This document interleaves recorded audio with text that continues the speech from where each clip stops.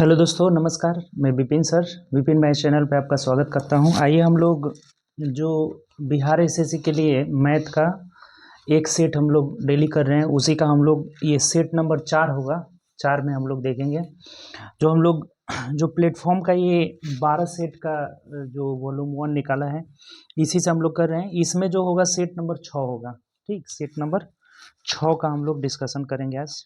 ठीक, जो previous year question है आपका, ये जो है इंटर स्तरीय परीक्षा में आया हुआ है। ठीक, जो इंटर स्तरीय हम लोग कर रहे हैं उसी का ये पेपर है। 29 जनवरी 2017 को जो हुआ था बिहार कर्मचारी चयन आयोग का, तो उसी का है ये। ठीक, तो चलिए हम लोग इसका जो है सेट नंबर 6 है। हम लोग जो सेट कर रहे हैं उसका 4 नंबर सेट है। एक एक क्वेश्चन का हम लोग इसमें डिस्कशन करेंगे। ठीक, चलिए आइए। आप अगर चैनल पे न्यू होंगे तो चैनल सब्सक्राइब कर लीजिएगा और बेल आइकन भी प्रेस कर लीजिएगा, जिससे जो भी न्यू वीडियो डलेगा उसका नोटिफिकेशन आपको मिलता रहेगा। ठीक, और वीडियो को दोस्तों में ज़्यादा से ज़्यादा शेयर करिए, ताकि जितने भी आपके दोस्त लोग हैं सब लोग जुड़े और ज़्यादा से ज़्यादा लाभ उठाएं। ठीक, चलिए आइए स्टार्ट करते हैं। देखिए क्वेश्चन नंबर फर्स्ट क्या कर रहे हैं। देखिए पहला जो क्वेश्चन बोला है ना, कह रहा है कि दो संख्या x और y है। दो संख्या x और y का HCF और LCM जो दिया हुआ है 4 और 48 है, तो x y का मान क्या होगा। ये तो बहुत सिंपल है जी। कभी भी आपको एक दिन और क्वेश्चन आया था कि दो संख्या का गुणनफल यानी x इंटू वाई बराबर LCM HCF 4 है और LCM 48 है। तो यानी हमें x y का मान ही पूछा हुआ है। तो 48 चौके 8 चौके 32, 4 चौके 16, 3 19, यानी 192 जो हो जाएगा इस क्वेश्चन का आंसर हो जाएगा, जो कि ऑप्शन नंबर ए में दिया है। बहुत आसान है, आपको पता भी होगा। नहीं पता है तो लिख लीजिए LCM गुणे HCF बराबर पहली संख्या गुणे दूसरी संख्या। इसमें बहुत ज़्यादा क्वेश्चन जो है आया हुआ है। ठीक, ये एकदम याद रखेंगे। चलिए हम लोग अगले क्वेश्चन की ओर बढ़ते हैं। देखिए दूसरा जो क्वेश्चन है ना, कह रहा है कि दो भिन्नों का मस यानी HCF और लस LCM विषम में क्या सही है। मतलब अच्छा, HCF और LCM के विषय में क्या सही है, यानी इसमें से पूछ रहा है ना कि दो भिन्नों के HCF और LCF में क्या सही है। तो देखिए आपको पता होगा भिन्न का जो LCM होता है ना, LCM जब भी अगर LCM की बात करें तो अंशों का LCM, जो भी अंश रहेगा उसका LCM, अंशों का LCM बटा हरों का HCF, हरों का HCF। अगर बात करें HCF का कि HCF क्या होगा, फ्रैक्शन का HCF, तो इसमें हो जाएगा अंशों का HCF, अंशों का HCF बटा हरों का LCM, हरों का LCM। यानी कि जो इसमें निकालना हो ना, ये दोनों याद रखेंगे फ्रैक्शन के लिए। ये कब है, फ्रैक्शन यानी भिन्न। जब भी भिन्न का हमें LCM HCF निकालना हो, तो अगर LCM जो निकालना है वो ऊपर रहेगा, अगर LCM निकालना है तो अंश का LCM बटा हर का HCF हो जाएगा, उसका उल्टा नीचे हो जाएगा। अगर HCF निकालना है तो अंशों का HCF बटा हरों का LCM। तो इसमें से कह रहे हैं कौन सही है। पहला लिखा है कि HCF बराबर अंश का HCF बटा हर का LCM, तो ए ऑप्शन ही सही है आपका, यही हमारा क्या है, राइट है। बी ऑप्शन पढ़ते हैं तो कह रहा है HCF बराबर अंश का HCF बटा हर का HCF, तो ये गलत है। जब अंश का HCF निकालेंगे तो हर का LCM निकालना होगा। और सी ऑप्शन है LCM बराबर अंश का HCF बटा हर का LCM, ये भी गलत है। यानी ऑप्शन हमारा ए ही सही होगा, ए। अगर HCF निकालना है तो अंश का HCF बटा हर का LCM हो जाएगा। क्लियर, ये बात समझ गए। ये दोनों नोट करके लिख लीजिएगा, बहुत इंपॉर्टेंट है, बहुत क्वेश्चन इससे आया हुआ है। ठीक, चलिए आगे बढ़ते हैं नेक्स्ट क्वेश्चन। देखिए LCM HCF से 3 क्वेश्चन लगातार है। कह रहा है कि 48, 108 और 140, इसका हमें निकालना है HCF। क्या निकालना है, HCF। अब देखिए ये नहीं कि जब भी ऐसे आपको क्वेश्चन मिले ना तो आप पूरा HCF निकालने लगे, अपना टाइम वेस्ट करें। वैसे टाइम कभी नहीं वेस्ट करना है। ये HCF बोला है ना, तो HCF में जरा ऑप्शन देखिए कि ऑप्शन 5 है, 7 है, 4 है और 2 है। ठीक, ये HCF। और ये भी आपको पता है कि HCF वह बड़ी से बड़ी संख्या होती है जिससे ये तीनों क्या हो जाए, कट जाए। तो अब बताइए 5 से कभी कटेगा ये 48, 7 से कभी कटेगा 48, नहीं कटेगा। 2 छोटा है तो पहले 4 से चेक करना होगा, तो 4 से ये भी कट जा रहा है, 4 से ये भी कट जा रहा है, 4 से ये भी कट जा रहा है, तो हमारा HCF क्या होगा, 4 होगा। और अपना टाइम आप वेस्ट करते हैं ना कि इसका एसीएफ निकालने के चक्कर में पड़ गए, अब भाग विधि से चाहे जो विधि जानते हैं, कुछ करने की इसमें ज़रूरत ही नहीं है। बात क्लियर है कि नहीं बताइए। कभी भी एसीएफ आए तो ऑप्शन में देखना है बड़ा से बड़ा संख्या कौन है जिससे कट जा रहा है सब। इतना आसान ऑप्शन दिया रहेगा तब तो कुछ करने की ज़रूरत ही नहीं है आपको। क्लियर। एग्जाम में यही अप्रोच आपको अपनाना है, टाइम अपना बचाना है और अदर क्वेश्चन जो लेंदी क्वेश्चन है उस पर अपने टाइम को यूज करना है। ठीक, तो चलिए नेक्स्ट क्वेश्चन की ओर बढ़ते हैं। देखिए नेक्स्ट जो हमारा क्वेश्चन है ना, ये फिजिक्स से रिलेटेड है। एक क्वेश्चन था उसको बता देते हैं। देखिए फिजिक्स मतलब न्यूमेरिकल से रिलेटेड है। ये बोला है ना कि सेल्सियस में मतलब 5 डिग्री फ़ारेनहाइट में कितना सेल्सियस होगा, बदलना है हमें। जैसे ये 5 डिग्री फ़ारेनहाइट है ना, इसे हमें सेल्सियस में बदलना है। देखिए ये 4 पैमाने होते हैं तापमान का, इसको एकदम याद कर लेंगे क्योंकि क्वेश्चन बहुत ज़्यादा आता है इससे। ठीक, C/100 बराबर F-32/180 बराबर R/80 बराबर K-273/100 हो जाता है। ठीक, इसको एकदम कंठस्थ कर लेंगे। अब इसमें जिसके बारे में पूछा जाएगा, जैसे हमें सेल्सियस में निकालना है, सेल्सियस में फ़ारेनहाइट को निकालना है, तो ये सेल्सियस रहा और यहाँ फ़ारेनहाइट है, ये फ़ारेनहाइट है, ये दोनों को इक्वल कर लीजिए। सिंपल है क्वेश्चन आपका। जैसे C/100 सेल्सियस में पता नहीं है और फ़ारेनहाइट में 5 है, तो 5 - 32/180 हो जाएगा। 0 से 0 कट जाएगा, 2 × 5 = 10, 2 × 9 = 18, यानी कि 9C = 5। अब यहाँ देखिए अगर घटाइएगा इसको ना तो ये आ जाएगा कितना, 27। तो डायरेक्ट आप कर लीजिए, यहाँ पे ये कट भी जाएगा। ये जब हम इसको घटाएंगे ना तो माइनस का 27 आ जाएगा, तो 9 × 27 यानी कि -3, तो C = -15 डिग्री सेल्सियस हो जाएगा। यानी 5 डिग्री फ़ारेनहाइट -15 डिग्री सेल्सियस, यानी ऑप्शन नंबर हमारा डी हो जाएगा, आंसर हो जाएगा। तो दिक्कत इसमें, तो ये जो चारों पैमाना है ना, सेल्सियस, फ़ारेनहाइट, रूमर, केल्विन, ये एकदम याद रखेंगे आप लोग। क्लियर। तो इससे जितना भी क्वेश्चन आएगा सब बन जाएगा, इसको नोट करके लिख लीजिएगा। ठीक, चलिए आगे बढ़ते हैं नेक्स्ट क्वेश्चन। चलिए अगला जो हमारा क्वेश्चन है ना, कह रहा है कि 20 पुस्तकों का क्रय मूल्य X पुस्तक के विक्रय मूल्य के बराबर है, तो यदि लाभ 25% है तो X का मान क्या होगा। देखिए इसमें कुछ नहीं है, 20 पुस्तक का CP जो है ना कितना है, तो X के SP के बराबर है। तो यहाँ से आपका CP/SP का रेशियो निकल जाएगा, X/20 हो जाएगा। ठीक, यानी कि क्रय मूल्य X हो गया और विक्रय मूल्य कितना हो गया, 20 हो गया। तो अब कह रहे हैं कि 25% लाभ हो रहा है, तो बताइए क्रय मूल्य X है, इसमें 25% लाभ का मतलब 125/100 और बराबर 20 है। तो 25 × 5 = 125, 25 × 4 = 100, 5 से कटेगा तो 5 × 4 = 20, तो X का मान कितना आ जाएगा, तो 16 आ जाएगा और यही हमारा आंसर हो जाएगा। सिंपल सी बात हुआ। 20 का CP बराबर X का SP रेशियो निकल गया यहाँ से, तो X यानी क्रय मूल्य पे 25% का लाभ हो रहा है जो कि 20 के बराबर है, तो यहाँ से हमारा X का मान निकल गया, 16 हो जाएगा। क्लियर। चलिए आगे बढ़ते हैं नेक्स्ट क्वेश्चन। 6 नंबर क्वेश्चन ना बहुत आसान है। कह रहा है कि 7500 प्लस 1250/50, तो ये कट जाएगा आपका 25 बार में और इसमें जोड़ देंगे तो ये 75 25 हमारा आंसर हो जाएगा। इसमें तो कुछ है ही नहीं। चलिए आगे बढ़ते हैं नेक्स्ट क्वेश्चन। देखिए नेक्स्ट जो हमारा क्वेश्चन है ना 7 नंबर, वो कह रहा है कि 12 के पावर 1/2। देखिए ये पावर 1/2 का मतलब वर्गमूल हो जाता है। देखिए समझिए इधर बात को ना, जैसे x के पावर 1/2 का मतलब हो गया ना वर्गमूल, √x हो जाएगा। अगर x के पावर 1/3 का बात करें तो हमारा √x हो जाएगा।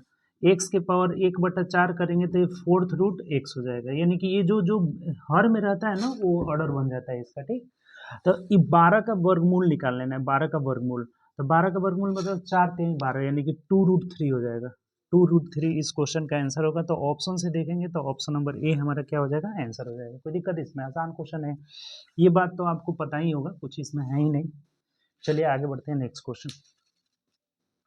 8 नंबर क्वेश्चन की ओर बढ़ेंगे तो कह रहा है कि एक संख्या जिसे 7 गुना संख्या से 15 घटाने पर, एक संख्या जिसके 7 गुना संख्या से 15 घटाने पर, जैसे जैसे जैसे कह रहा है क्वेश्चन करिए।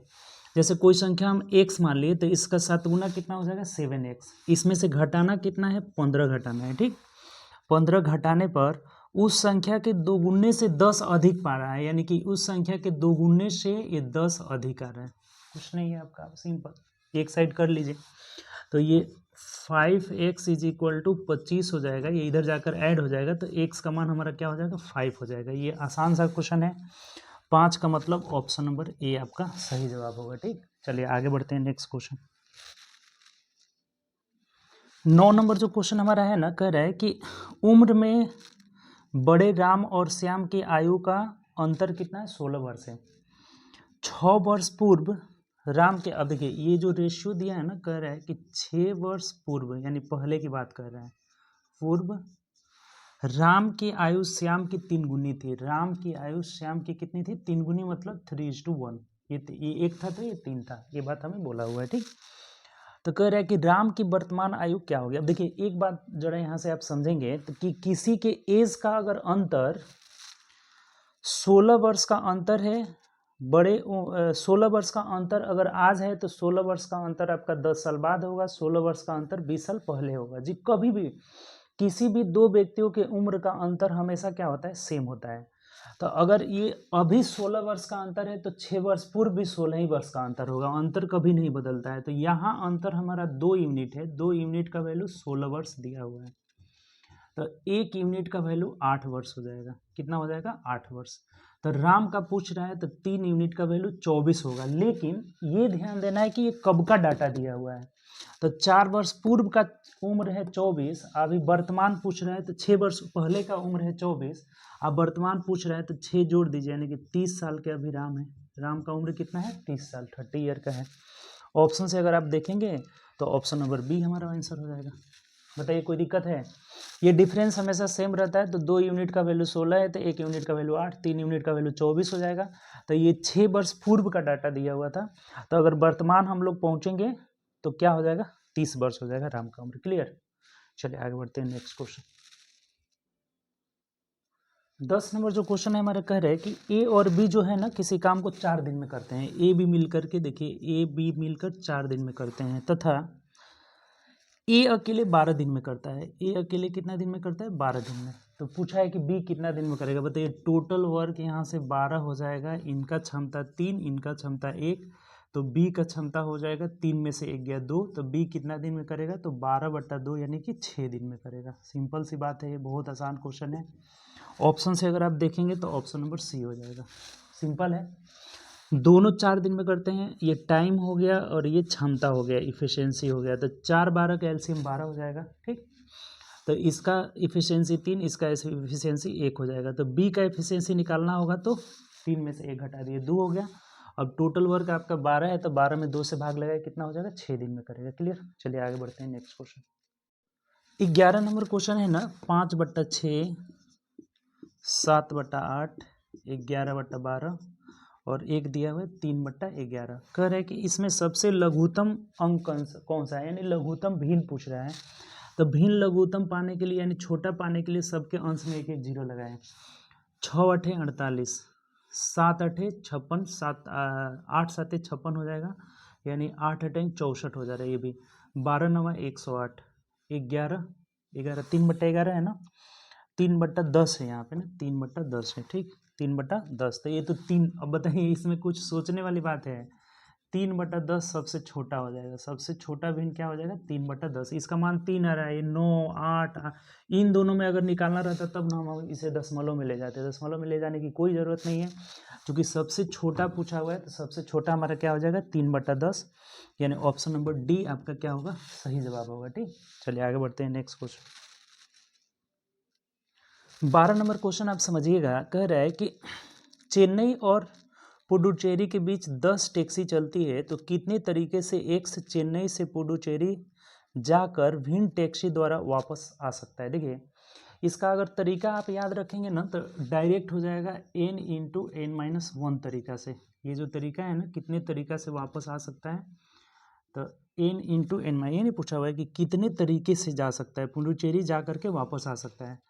तो जो भी तरीका होगा ना, n × n-1, यानी 10 वो टैक्सी है ना, तो 10 × 9 यानी 90 हो जाएगा आंसर हमारा। देखिए इसको थोड़ा सा समझिए, आप एक औरली समझिए ऐसे। ठीक, ये कैसे हुआ, जैसे मान लीजिए आपको चेन्नई से पुडुचेरी जाने की 10 टैक्सी है आपके पास, तो एक टैक्सी से गए तो उधर से आप 9 टैक्सी से आ सकते हैं, एक को छोड़ करके आ सकते हैं। ठीक, अगले दिन दूसरी टैक्सी एक पकड़े तो उसको छोड़कर फिर अन्य 9 टैक्सी से आ सकते हैं। फिर अगले दिन एक टैक्सी पकड़े तो उसको छोड़कर फिर अन्य 9 टैक्सी से आप वापस आ सकते हैं। जाकर दूसरे टैक्सी से आना है। ऐसा ऐसा कई बार आएगा तो 10 बार आएगा। ये कितने बार आएगा? 10 बार आएगा। तो बताइए इसको आप 10 को 9 को 10 बार जोड़ेंगे तो 9 गुणे 10 नहीं होगा, 9 यहाँ के 90 हो जाएगा। ये ओरली हुआ। और अगर तरीका आप ध्यान रखेंगे, टैक्सी वाला जब भी पूछेगा कि कितने तरीका से आ जाएगा तो n इंटू एन माइनस 1 होता है, यानी कि 10 गुणे 9। एक हमेशा कम हो जाएगा, जिससे जा रहा है उससे नहीं आ रहा है, जा रहा है उससे नहीं आ रहा है। तो 10 गुणे 9 यानी 90 हो जाएगा, जो कि ऑप्शन नंबर हमारा क्या होगा? ए हो जाएगा। क्लियर? कोई दिक्कत इसमें? चलिए आगे बढ़ते हैं नेक्स्ट क्वेश्चन। देखिए 13 नंबर जो क्वेश्चन हमारा है ना, कह रहा है कि 9 अंक है, 1 2 3 4 5, यानी 1 2 3 4 डैजेस कहाँ तक? 9 गो। ये 9 गो अंक है। ठीक, कितने अंक है? 9। इस 9 अंक से 6 अंकों को प्रयोग में लाकर कितनी संख्याएं बनाई जा सकती है? देखिए इसमें एक बात यहाँ मिसिंग हो गया है। एक चीज पूछता है ना, इसमें दो तरीका से क्वेश्चन आता है। एक पूछता है रिपीटेशन इज अलाउड, और एक पूछता है repetition is not allowed. Repetition is not allowed. दो तरीका से क्वेश्चन आता है इसमें, मतलब रिपीटेशन संभव है, अंकों की पुनरावृत्ति संभव है। एक क्वेश्चन पूछता है अंकों की पुनरावृत्ति संभव नहीं है। पुनरावृत्ति संभव मतलब कि आप एक अंक को 2 बार नहीं ले सकते हैं। ठीक, यही चीज़ हुआ। तो इसमें जैसे 6, देखिए बनाने का इसका तरीका ये है, सबसे आसान तरीका है। इसमें ये बात नहीं बोला है ना कि रिपीटेशन अलाउड है या नहीं है।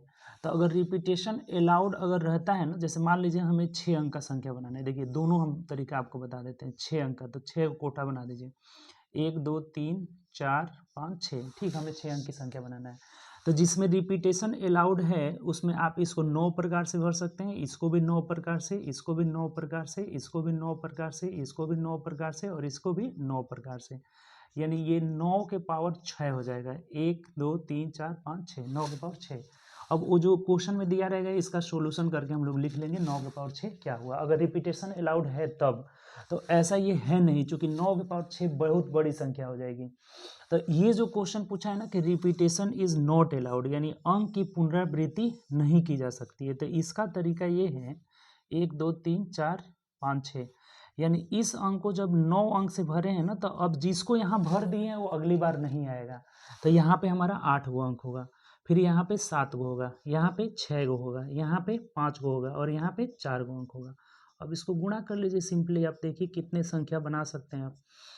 तो ये 5 चौको 20, 20 छक्के 120, 120 साते 12 साते 84, यानी 840। 840 गुणे 9 8 72 से गुणा कर लीजिए। तो 4 दूना 8 हो जाएगा, 9 8 72 हुआ ना, और यहाँ हो जाएगा 8 दूना 16, 7 चौक 28 कर 8 हासिल 2 हो जाएगा, और यहाँ हो जाएगा कितना, 7 चौक 28 कर 8 हासिल 2, 8 7 56 57 58 हो जाएगा, यानी जोड़ लीजिए 8 814 का 4 हासिल 1 हो जाएगा, 8 1 9 1 10, यानी कि आपका ये आंसर आ जाएगा कितना, 60 480 जो हो जाएगा हमारा, ये आ जाएगा आंसर। ठीक, तो यही हमें पूछा हुआ है 60 480, यानी ऑप्शन नंबर सी में दिया है, तो सी हमारा सही जवाब होगा। तो इस क्वेश्चन में मिसिंग यही है कि यहाँ दे देना चाहिए कि रिपीटेशन संभव नहीं है, यानी पुनरावृत्ति संभव नहीं है। तो हमारा आंसर क्या हो जाएगा, 60 480, ऑप्शन नंबर सी हो जाएगा। दोनों क्वेश्चन समझ गए। अगर रिपीटेशन अलाउड है, अंक की पुनरावृत्ति है, तो 9 प्रकार से 9 प्रकार से 9, किसी का रिस्ट्रिक्शन नहीं है कि आप उसको भरे हैं तो अगले में आप नहीं भरेंगे। तो 9 9 9 9 9 के पावर 6 हो जाएगा, हमारा आंसर हो जाएगा। और रिपीटेशन इज नॉट अलाउड रहेगा तो इसको 9 प्रकार से, अब इस वाले कोठा को एक नहीं भरेंगे तो 8, इसको अब जिसको दोनों को भर दिए हैं यहाँ नहीं भरेंगे, तो 7 6 5 घटते क्रम में, तो ये हो जाएगा 6।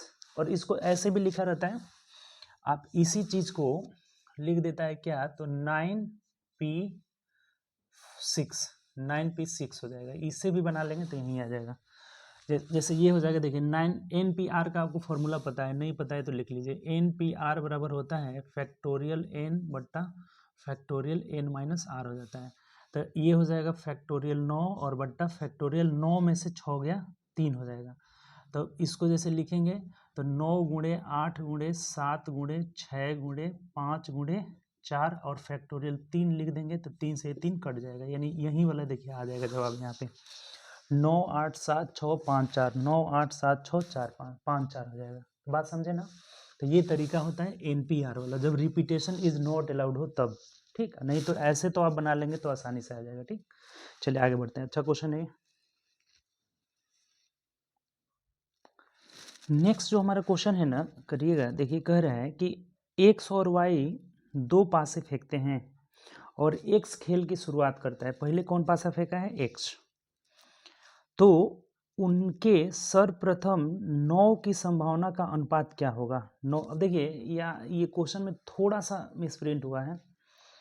पासा फेंकेंगे तो 1 से 6 तक ही ना आता है, 9 कैसे आएगा? वहाँ पे ना अंकों का योग 9 आने की क्या संभावना है, ये होना चाहिए। ठीक, उसको आप लिख लीजिएगा वहाँ पे कि एक्स और वाई दो पासे फेंकते हैं और एक्स खेल की शुरुआत करता है, तो उनके सर्वप्रथम 9 की संभावना क्या है, मतलब अंकों की योग 9 की संभावना क्या है? तो अंकों का योग 9 के, देखिए सबसे पहले तो आपको प्रोबेबिलिटी पता होगा कि P E is equal to, probability जो होगा एन ई बट्टा एन एस होता है, एन ई बट्टा एन एस, यानी घटना के घटित होने की संभावना और टोटल संभावना। तो अंकों का योग 9 कब आएगा? 9 कब आएगा? तो एक अगर 5 आए 4 आए तो 9 हो जाएगा, या फिर 4 आए 5 आएगा तो 9 हो जाएगा, या फिर 3 आएगा, या फिर 6 आएगा, या फिर 6 आएगा 3 आएगा। यही 4 ऐसा जो है कंडीशन है जिसमें अंकों का योग 9 आएगा। तो अंकों का योग 9 आने की क्या प्रोबेबिलिटी इसका है? P is equal to any total. देखिए अब जैसे पासे को हम फेंकेंगे तो एक पासे को फेंकेंगे तो 36, टोटल सैंपल स्पेस कितने हो जाएंगे? 36। इसको 2 बार फेंकना होगा तभी जाके अंकों का योग 9 आएगा। तो ये एन एस हो जाएगा कितना? 6 गुणे 6 यानी कि 36 हो जाएगा, और एन ई कितना हो जाएगा? 9 आ जाएगा, यानी कि 1/4 आ जाएगा ना, जो कि 36 का मतलब यहाँ लिख देते हैं, इधर पी ई बराबर होगा 1/4 हो जाएगा। अंकों का योग जो है आने की संभावना कितना हो गया? 1/4 हो जाएगा। ठीक, तो अब कह रहा है हमें, थोड़ा सा ध्यान से समझिएगा, बोला है कि एक्स खेल की शुरुआत करता है तो उनके सर्वप्रथम 9 की संभावना क्या है का अनुपात पूछ रहा है, यानी कि उसका अनुपात क्या होगा यहाँ पे। ठीक, तो थोड़ा देखिएगा यहाँ पे, 1 मिनट गड़बड़ हो गया।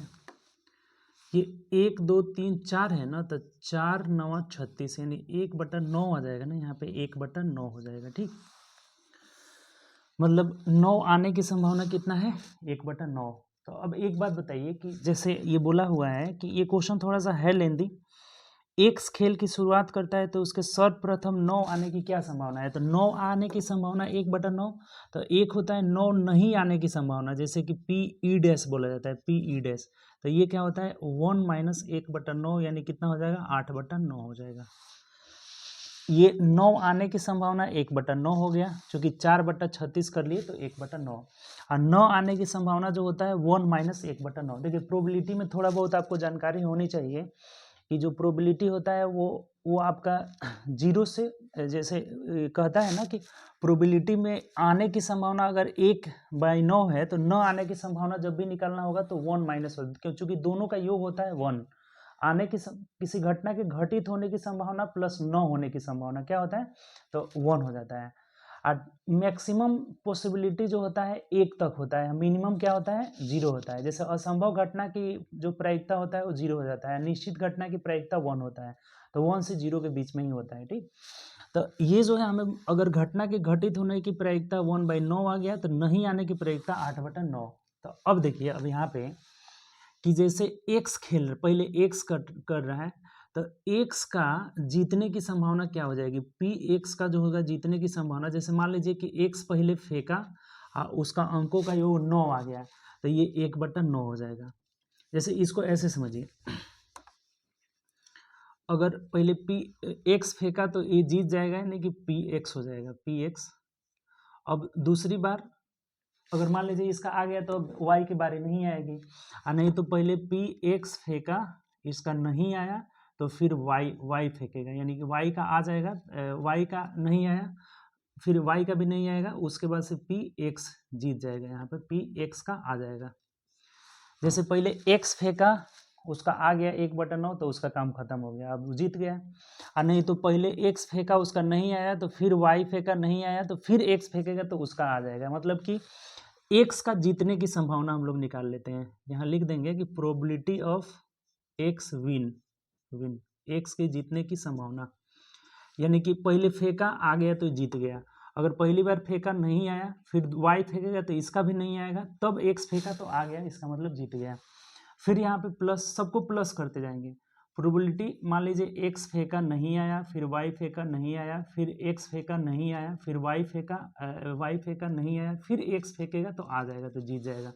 ऐसे ऐसे करके ये आगे बढ़ता जाएगा, ये आगे बढ़ता जाएगा। तो अब देखिए यहाँ पे ध्यान से, तो ये x के जीतने की संभावना क्या है, 1/9, तो ये 1/9 हो जाएगा प्लस। अब यहाँ पे देखेंगे तो ये 1/9 है, और y के जीतने की संभावना कितना हो जाएगा, 8/9 हो जाएगा। फिर यहाँ पे x का क्या आ जाएगा, 1/9 आ जाएगा। यहाँ पे 1 क्या हो जाएगा, 9। अच्छा 1 मिनट, ये 8/9 ही ना आएगा, नहीं जीता है, तो नहीं जीतने की संभावना तो 8/9 हर जगह होगा। फिर यहाँ प्लस किए तो ये नहीं जीता है, यानी कि 8/9 गुणे 8/9 गुणे 8/9 गुणे 8/9 और गुणे 1/9, जीत जाएगा तो 1/9, यही वाला हमारा आता रहेगा। अब ये देख रहे हैं जोड़ना ये कितना टफ है। ये जैसे इसका जोड़ने का तरीका ये हुआ ना कि ये जीपी में है आपका, ये टर्म किस में है, जीपी में है। भाग देकर देख लीजिए, इसको इससे भाग लगाएंगे ना तो 8 × 64/81 आ जाएगा। इस टोटल को हम इस वाले टर्म से भाग लगाएंगे तो ये 1/9, ये 2 कट जाएगा, 8 × 64/81 आ जाएगा। तो जीपी के अनंत, ये डैश डैश का मतलब अनंत पदों तक है। तो ये जीपी के अनंत टर्म का योग होता है ना, a/1 - r होता है। तो इसी से हम निकालेंगे ना, तो a का मान आया है 1/9। अब बट्टा में हम इसको ऊपर कर लेते हैं, 1 माइनस, अभी देखिए यहाँ r का मान कितना आ रहा है, तो इस वाले में भाग देंगे तो 8 × 64/89 आ जाएगा। तो ये 64/89 यहाँ से घटा लेंगे तो ये कितना आ जाएगा आपका, तो 89 में से 64 गया, 81 ना होगा जी, 8 9 9 81 हो जाएगा।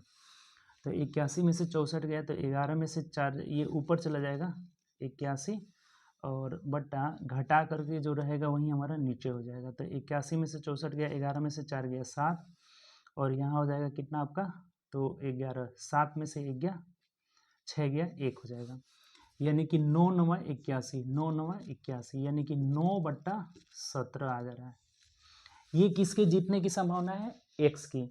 तो अब हम निकालते हैं कि p, अब y विन कब होगा, तो 1 में से घटा लीजिए, 1 - 19/17, यानी कि 8/17 हो जाएगा। तो इसी का रेशियो निकालना है, यानी कि 9/17 रेशियो 8/17, तो 17 कट जाएगा और 9/8, 9:8 हमारा आंसर हो जाएगा।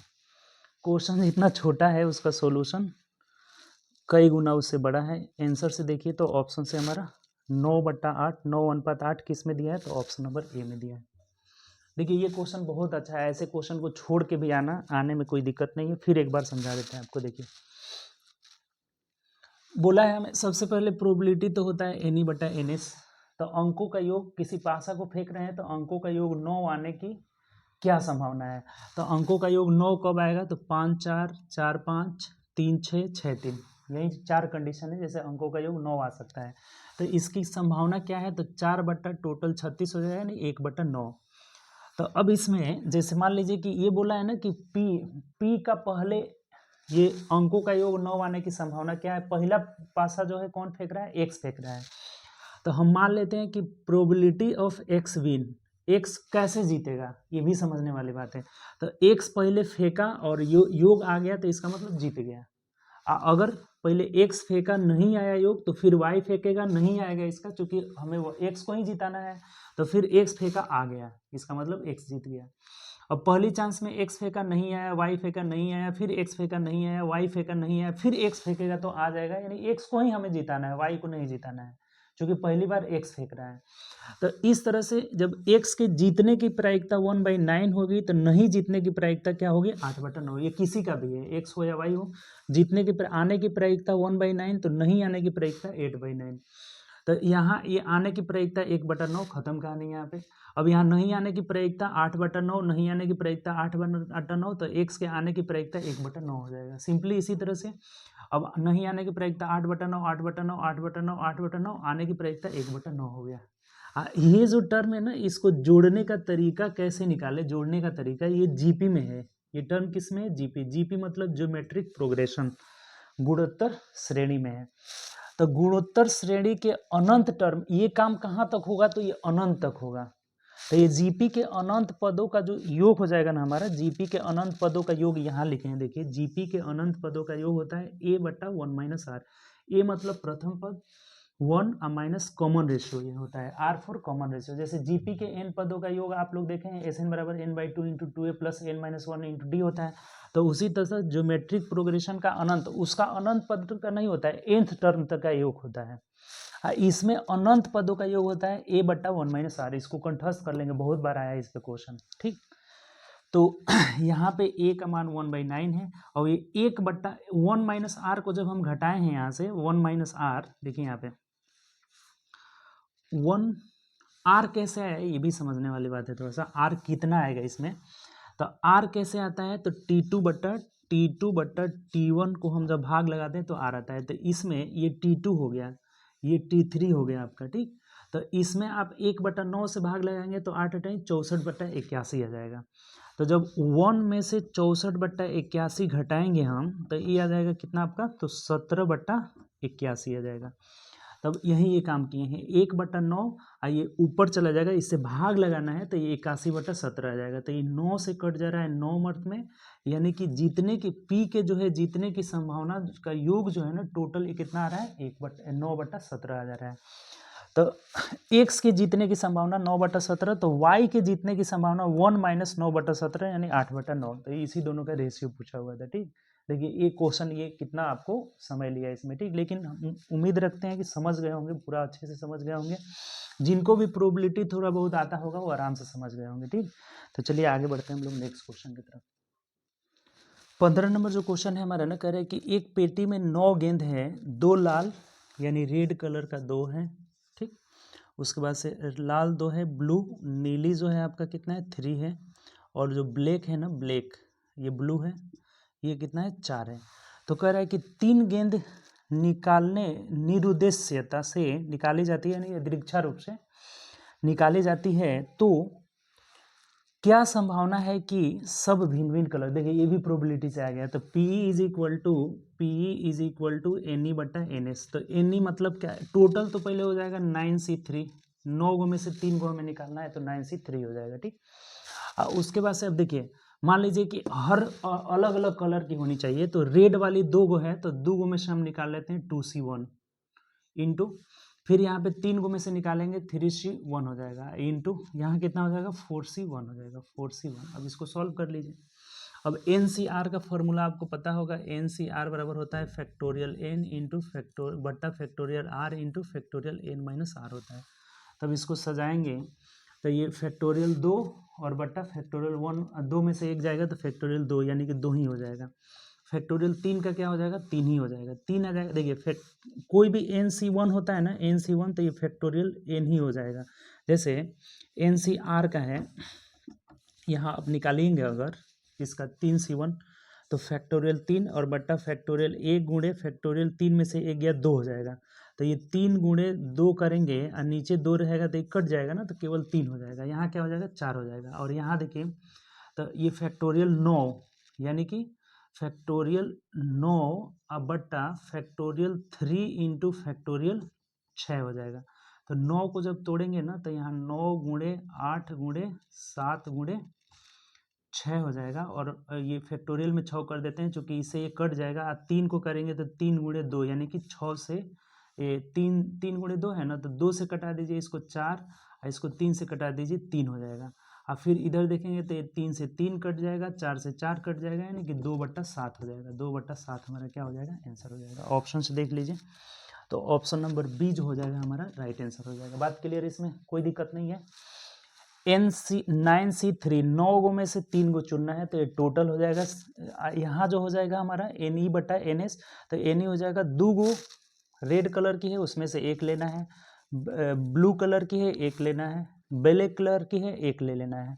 इसका फॉर्मूला यहाँ लिखे हुए हैं, इस पे तोड़ दिए, हमारा कितना आंसर आ जा रहा है 2/7, ऑप्शन नंबर बी हो जाएगा। ठीक, चलिए आगे बढ़ते हैं नेक्स्ट क्वेश्चन। देखिए अगला जो क्वेश्चन है वो भी प्रोबेबिलिटी से है। देखिए एक सेट में 3 प्रोबेबिलिटी से क्वेश्चन आया, 3 गो आपका 3 गो आया ना। प्रोबेबिलिटी मतलब परमुटेशन कॉम्बिनेशन है आपका, प्रोमुटेशन कॉम्बिनेशन प्रोबेबिलिटी दोनों से क्वेश्चन आ रहा है। देख लीजिए कितना आ रहा है। चेन्नई से टैक्सी वाला वो भी प्रोबेबिलिटी तो परमुटेशन कॉम्बिनेशन का था। 9 संख्या का परमुटेशन कॉम्बिनेशन। एक्स वाई पासे को फेंकते हैं, प्रोबेबिलिटी से हो गया। फिर गेंद वाला अभी आया, वो भी प्रोबेबिलिटी से हो गया। अब ये भी जो क्वेश्चन है कह रहे हैं कि 12 खिलौनों में से 5 कितने तरीके से चुने जा सकते हैं अगर एक विशेष खिलौना हमेशा सम्मिलित हो। अब देखिए इसमें थोड़ा ध्यान देंगे, एक को हमेशा जब शामिल करेंगे तो उसको आप हटा दीजिए, यानी आपके पास बच गया शेष कितना 11। 11 में से हमें क्या कितना खिलौना चुनना है, तो 4 को चूज करना है। क्योंकि एक ने हम विशेष खिलौना को चूज कर लिए तो उसको हटाएंगे तो हमारे पास शेष बचा 11 और उसमें से 4 को चूज करना है। चूज करने सिलेक्शन होता है, उसको एनसीआर जो नहीं बताए थे आपको, परमुटेशन मतलब सजाना है, एनपीआर। देखिए दोनों समझ लीजिए, एनपीआर इसका होता है फैक्टोरियल एन बट्टा फैक्टोरियल आर माइनस एन हो जाता है। ये सजाने के तरीका को बोलते हैं, सजाना होता है। एन में से आर वो संख्या लेकर सजाना होता है। ठीक, ये सिलेक्शन होता है एनसीआर। तो एनसीआर का फॉर्मूला होता है फैक्टोरियल एन बट्टा factorial R into factorial N minus R होता है। ये एनसीआर होता है। ये होता है सजाना, ये होता है चुनना। जहां भी चुनना हो तो ये एनसीआर लगाएंगे और सजाना हो तो एनपीआर। यानी कि हमें अब 11 गो में से चूज करना है कितना, 4 गो, तो एनसीआर हो जाएगा। चूंकि एक विशेष था उसको हम हटा देंगे तो ये हो जाएगा आपका कितना, फैक्टोरियल 11 बट्टा फैक्टोरियल 4 इंटू फैक्टोरियल 11 में से 4 गया 7 हो जाएगा। तो इसको तोड़ लीजिएगा तो 11 गुणे 10 गुणे 9 गुणे 8 गुणे फैक्टोरियल 7 हो जाएगा, और बट्टा यहाँ हो जाएगा कितना, 4 को तोड़ेंगे तो 4 गुणे 3 गुणे 2 हो जाएगा। तो 7 से 7 कट गया, 4 दूना कितना हो जाएगा हमारा 8 कट जाएगा। 3 से कटाएंगे तो ये 3 मट में कटेगा, यानी 11 तिया 33, 330 जो हो जाएगा ना, इस क्वेश्चन का हमारा आंसर हो जाएगा। बात क्लियर इसमें? ऑप्शन से देख लेंगे तो ऑप्शन नंबर बी हो जाएगा। एक विशेष खिलौना को हटा देना है, चूंकि उसे हमें चूज करना है। अगर बोल देगी 2 विशेष खिलौना तो 2 हटा देंगे, ऐसा बात करेंगे। ठीक, तो चलिए आगे बढ़ते हैं नेक्स्ट क्वेश्चन।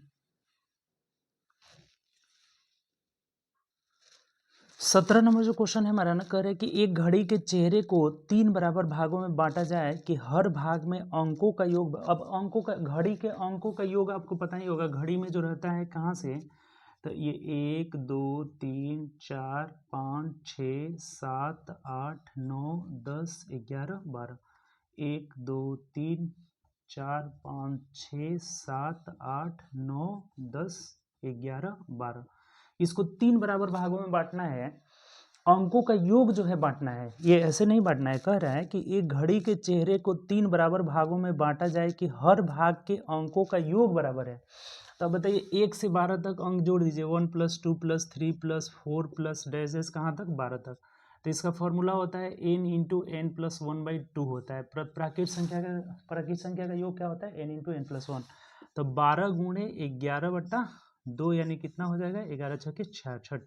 तो 66 को 3 भाग में बांटेंगे तो कितना कितना आएगा, तो 22 आ जाएगा। यही हमारा आंसर हो जाएगा। कितना होगा, 22। ऑप्शन से देख लीजिए, 1 मिनट। n × n + 1 होता है /2, तो 13 × 6 = 78। 78 को 3 भाग में बांटेंगे तो कितना होगा, 26 × 3 = 78, 26 हो जाएगा। 2 × 3 = 6, 3 दूना 6, 3 × 6 = 18, यानी कि 26 का मतलब ऑप्शन से देखेंगे तो ऑप्शन नंबर बी हो जाएगा। क्लियर? कोई दिक्कत इसमें? आसान क्वेश्चन है।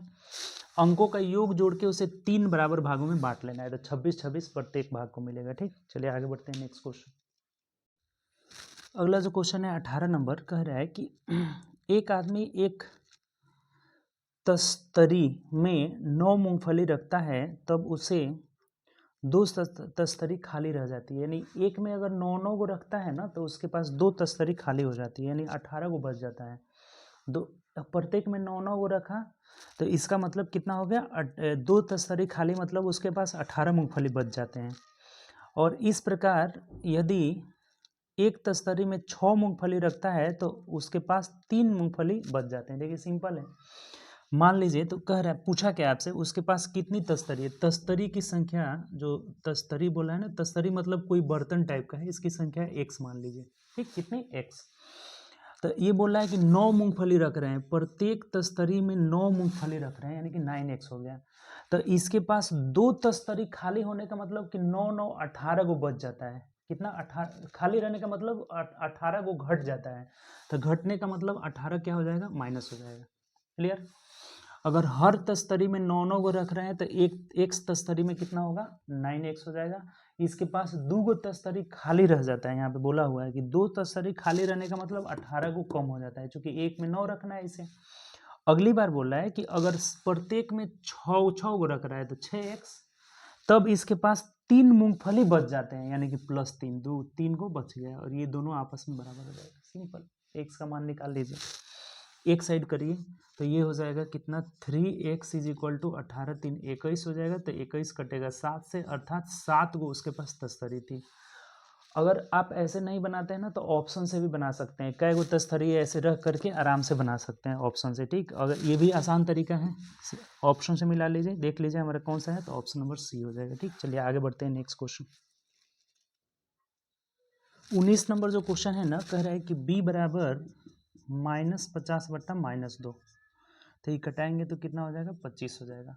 और उसके बाद से a बराबर बोला है ना -5 का होल स्क्वायर, यानी कि ये भी कितना हो जाएगा? 25 हो जाएगा। तो दोनों आपस में बराबर, यानी a बराबर b हमारा आंसर हो जाएगा, ऑप्शन नंबर a हो जाएगा। कुछ है ही नहीं इसमें। ठीक, चलिए आगे बढ़ते हैं नेक्स्ट क्वेश्चन।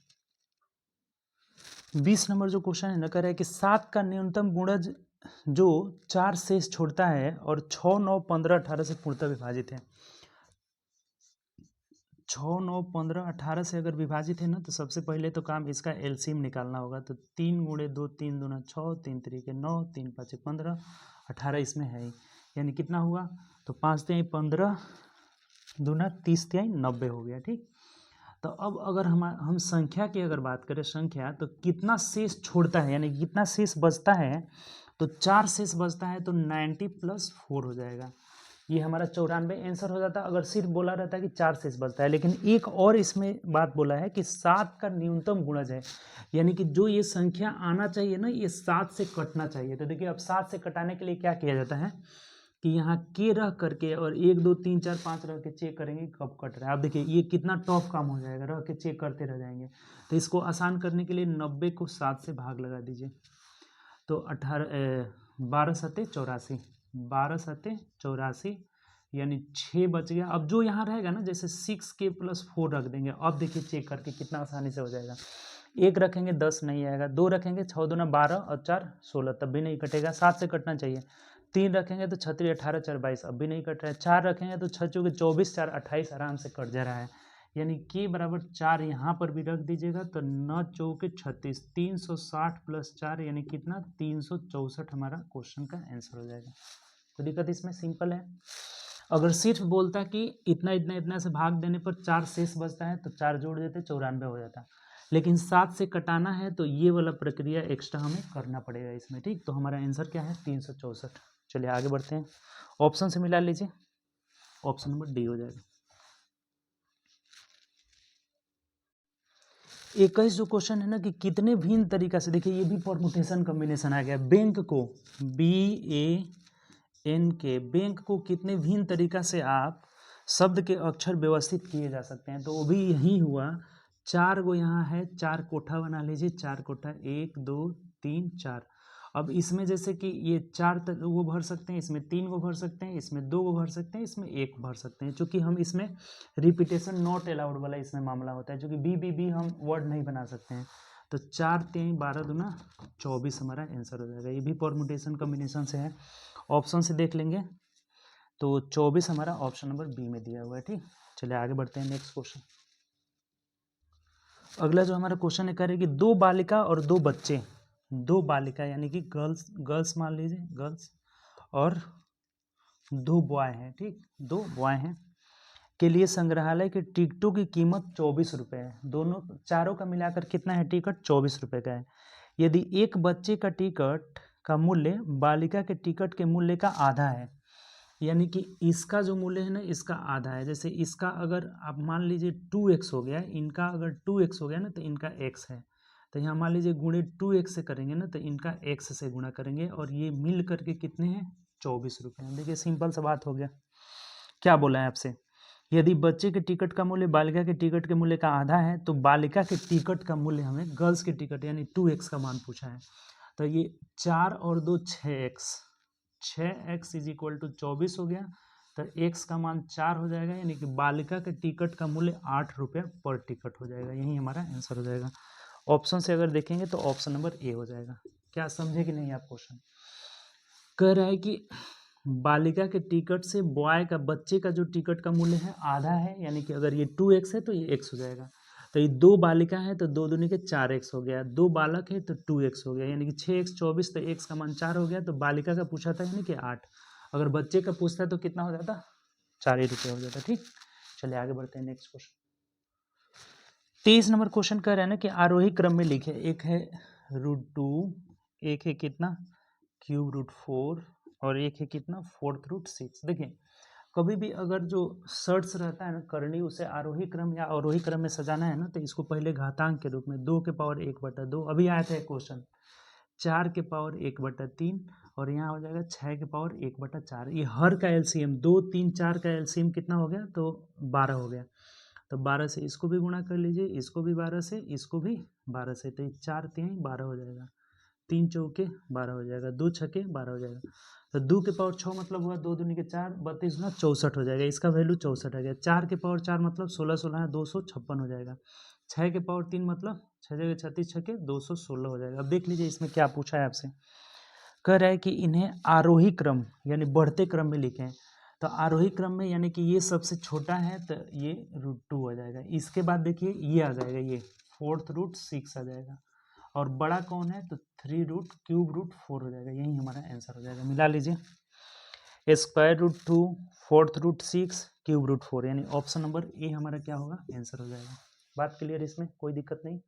चलिए आगे बढ़ते हैं नेक्स्ट क्वेश्चन।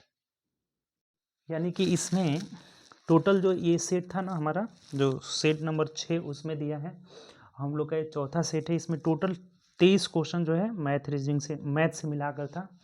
इसमें एक हम लोग साइंस वाला भी देखे थे, फ़ारेनहाइट को सेल्सियस में चेंज करना था। ठीक, तो चलिए हम लोग अगले क्लास में मिलेंगे, अब नेक्स्ट क्लास में सेट नंबर 5 के साथ। ठीक, उम्मीद कर रहे हैं आपको ये सेशन अच्छा लग रहा है। आज का जो सेट था उसमें कम से कम आपका 6-7 क्वेश्चन जो था ना परमुटेशन, कॉम्बिनेशन और प्रोबेबिलिटी से दिया हुआ था। उम्मीद कर रहे हैं उसको भी आप समझे होंगे, अच्छे से समझे होंगे। एक बार आप नहीं समझे तो एक बार बैक करके उसको देखिए, अच्छा से समझिए, क्योंकि क्वेश्चन आएगा बिहार एसएससी में। समझ मान के चलिए कि 2-3 क्वेश्चन दे ही देता है, 4-5 क्वेश्चन भी दे देता है। देखिए एक ही सेट में कितना 5 क्वेश्चन दे दिया है। तो इसीलिए प्रोबेबिलिटी और परमुटेशन कॉम्बिनेशन से क्वेश्चन रहेगा। ठीक, तो उसको अच्छा से आप पढ़ लीजिए। ठीक, तो चलिए अगले क्लास में मिलेंगे। वीडियो को ज़्यादा से ज़्यादा दोस्तों में शेयर करिए। ठीक, और जो भी दिक्कत हो आप कमेंट्स के थ्रू भी आप बता सकते हैं, और अगर चैनल पे न्यू है तो सब्सक्राइब कर लीजिएगा, बेल आइकन भी आप प्रेस कर लेंगे। ठीक, तो चलिए मिलेंगे नेक्स्ट क्लास में। Okay bye, take care.